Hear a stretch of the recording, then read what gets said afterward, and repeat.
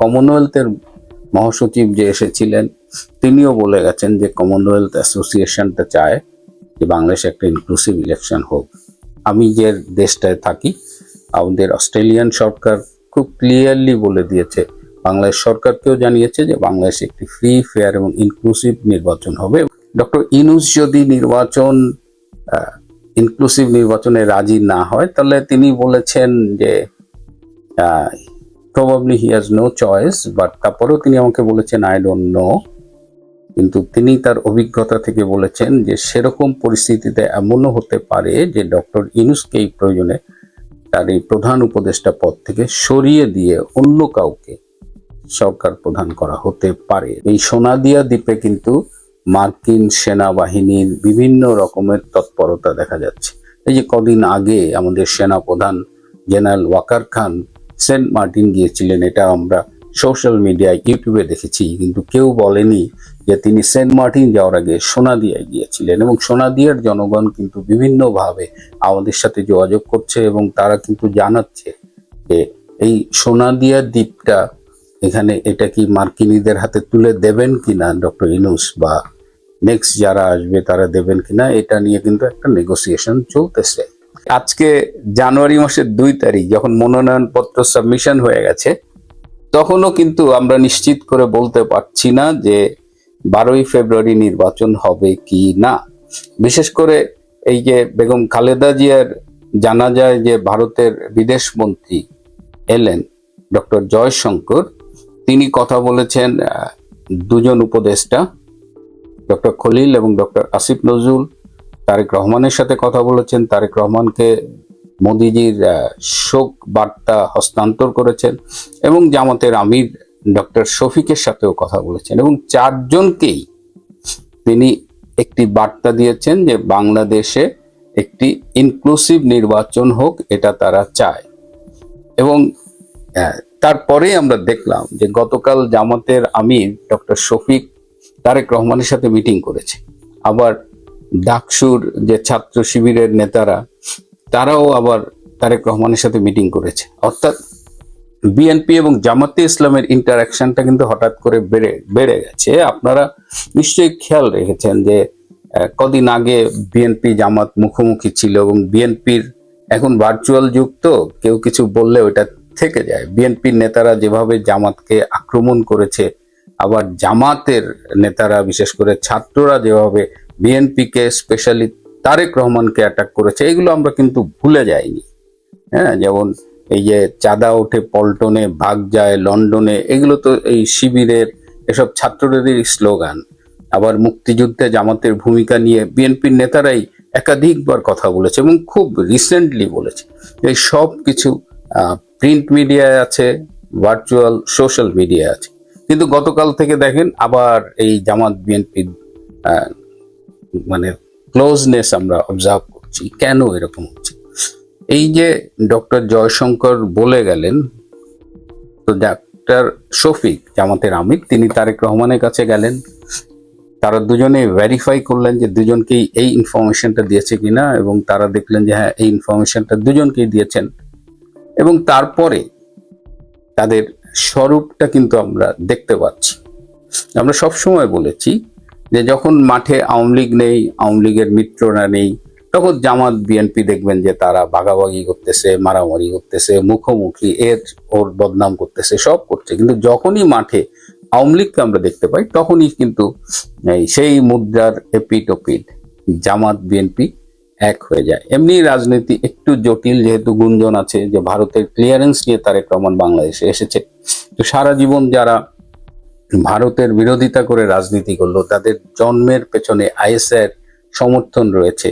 সেই দলটি হঠাৎ করে ভারতের সমর্থন নিয়ে রাজনীতি করবে, ক্ষমতায় যাবে, এটা কিন্তু হিসাবটা একটু গোলমেলে মনে হয়। ভারত হয়তো কৌশলগত কারণে বিএনপিকে সমর্থন দিতে পারে, কিন্তু যখনই ইনক্লুসিভ নির্বাচনের বিষয় আসতেছে এবং আওয়ামী লীগকে যদি ফ্রি অ্যান্ড ফেয়ার ইলেকশনে অংশগ্রহণ করতে দেওয়া হয়, তাহলে জনগণ কাকে ভোট দেবে সেটা নিয়ে আওয়ামী লীগের শিবিরের টেনশন না থাকলেও জামাত বিএনপি শিবিরে কিন্তু একটা আতঙ্ক কাজ করছে। এবং যখনই এই আওয়ামী লীগ ইনক্লুসিভ ইলেকশনে আসতে পারে এরকম সম্ভাবনা তৈরি হয়, তখনই আমরা দেখি যে জামাত বিএনপির ঘনিষ্ঠতা বাড়ে। তো সেই সম্ভাবনাটা আবারও তৈরি হয়েছে। এটা ডক্টর জয়শঙ্কর বলে গেছেন, এটা কি শুধুমাত্র ভারতের কথা? এই ইনক্লুসিভ নির্বাচনের আকাঙ্ক্ষাটা কি কেবলমাত্র ভারতের? এই জায়গাটায় আমি অনেকবার বলার চেষ্টা করেছি যে কমনওয়েলথের মহাসচিব যে এসেছিলেন তিনিও বলে গেছেন যে কমনওয়েলথ অ্যাসোসিয়েশনটা চায় যে বাংলাদেশে একটা ইনক্লুসিভ ইলেকশন হোক। আমি যে দেশটায় থাকি, আমাদের অস্ট্রেলিয়ান সরকার খুব ক্লিয়ারলি বলে দিয়েছে, বাংলাদেশ সরকারকেও জানিয়েছে যে বাংলাদেশে একটি ফ্রি, ফেয়ার এবং ইনক্লুসিভ নির্বাচন হবে, এবং এই কথার সপক্ষে আমার কাছে রিটেন ডকুমেন্ট আছে। এখন কথা হলো যে আমেরিকা কি চাইছে। আমেরিকা খুব স্পষ্টভাবে তারা জানিয়ে দিয়েছে, বিশেষ করে ভারতের সাথে তাদের সাম্প্রতিক যে সম্পর্কটা ডেভেলপ করেছে সেখানে তারা বাংলাদেশের ব্যাপারে ভারতের চোখ দিয়েই দেখতে চায়। তারা খুব ক্লিয়ার যে ভারত যেটা ভাবছে সেটা। আর ডক্টর ইনুস তিনি একসময় আমেরিকার পাপেট হিসেবে ক্ষমতায় বসেছিলেন, এটা সত্যি, এবং ডক্টর ইনুসের যা যা দেবার সেটা তিনি দিয়ে ফেলেছেন। পোর্ট দিয়েছেন, বোয়িং কেনার অর্ডার ফাইনাল করছেন, তারপরে বাংলাদেশে সেন্ট মার্টিন দ্বীপটা নিয়ে আমরা কথা বলছি, কিন্তু কেউ সোনাদিয়া দ্বীপের কথা বলছি না। এই সোনাদিয়া দ্বীপে কিন্তু মার্কিন সেনাবাহিনীর বিভিন্ন রকমের তৎপরতা দেখা যাচ্ছে। এই যে কদিন আগে আমাদের সেনাপ্রধান জেনারেল ওয়াকার খান সেন্ট মার্টিন গিয়েছিলেন, এটা আমরা সোশ্যাল মিডিয়ায় ইউটিউবে দেখেছি, কিন্তু কেউ বলেনি যে তিনি সেন্ট মার্টিন যাওয়ার আগে সোনাদিয়ায় গিয়েছিলেন। এবং সোনাদিয়ার জনগণ কিন্তু বিভিন্নভাবে আমাদের সাথে যোগাযোগ করছে এবং তারা কিন্তু জানাচ্ছে যে এই সোনাদিয়া দ্বীপটা এখানে এটা কি মার্কিনীদের হাতে তুলে দেবেন কিনা ডক্টর ইনুস, বা নেক্সট যারা আসবে তারা দেবেন কিনা, এটা নিয়ে কিন্তু একটা নেগোসিয়েশন চলতেছে।